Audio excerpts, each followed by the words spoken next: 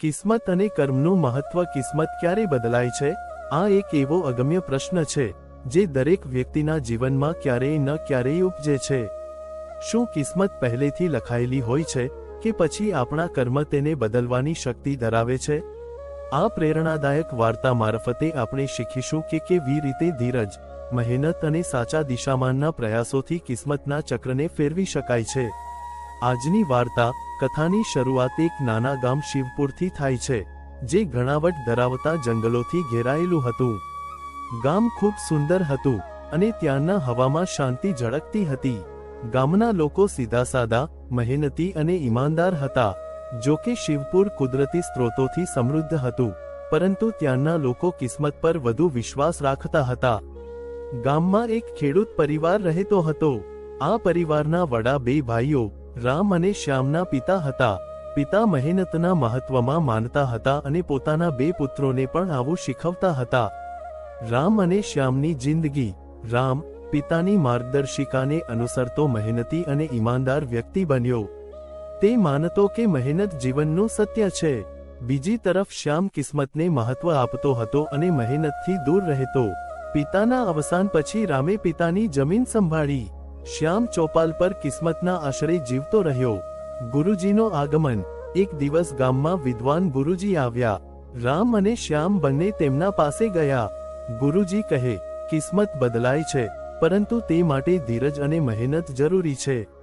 આ ઉપદેશ પછી શ્યામે વિચાર કર્યો કે મહેનત કરવી જરૂરી છે. ગુરુજીની શિખામણ. ગુરુજીએ રામ અને શ્યામને કિસ્મત અને કર્મ વિશે શીખવાડવા અનેક વાર્તાઓ કહી. એક વાર્તા મહાન રાજા વિક્રમાદિત્યની હતી, જેમણે કિસ્મતના ચક્રને સુધારવા પોતાની લક્ષ્ય સેવા અને મહેનતનો આશરો લીધો હતો.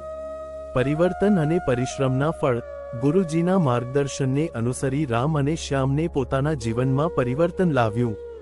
સમયની સાથે તેઓએ તેમનું ગામ સમૃદ્ધ અને ખુશહાલ બનાવ્યું. સાર. આ વાર્તા એ શીખવે છે કે કિસ્મત અને કર્મ એકબીજાના પૂરક છે. કિસ્મતના ચક્રને ફેરવવા માટે મહેનત અને ધીરજ અનિવાર્ય છે. જિંદગીમાં ક્યારેય મહેનત છોડી ન દેવી. કિસ્મત જરૂર બદલાશે. મિત્રો, કહાની 2. ગરીબ બ્રાહ્મણની વાર્તા. એક ગામમાં ગરીબ બ્રાહ્મણ રહેતો હતો, જેનું જીવન કષ્ટમય હતું. તેમ છતાં તે દિવસ રાત મહેનત કરતો. એક દિવસ તેણે ભગવાનની પ્રાર્થના કરી, હે પ્રભુ, મારી મહેનત છતાં મારી કિસ્મત કેમ નથી બદલાતી? તેના સ્વપ્નમાં ભગવાને કહ્યું, કર્મનો માર્ગ છોડશો નહીં. તમારો સમય આવશે, ધીરજ રાખો. થોડીક વાર પછી બ્રાહ્મણને રાજાના દરબારમાં પ્રમુખ પંડિત બનવાની તક મળી. તેની મહેનત અને શ્રદ્ધાએ તેની કિસ્મત બદલી નાખી. શ્યામનું રૂપાંતર. આ કથાઓ પછી શ્યામે સમજ્યું કે કિસ્મતનો આધાર માત્ર મહેનત અને ધીરજમાં છે. તેણે પોતાનો આળસ છોડી રામની સાથે ખેતર માટે કામ કરવાનું શરૂ કર્યું. ધીરજ અને શ્રમના ફળે બંને ભાઈઓએ શિવપુર ગામમાં સમૃદ્ધિ ફેલાવી.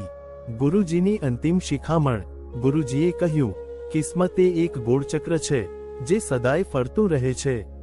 જો તમારું ચક્ર નીચે છે, તો શ્રમ અને ધીરજ એ તે ફરી ઊંચું લાવવાની ચાવી છે.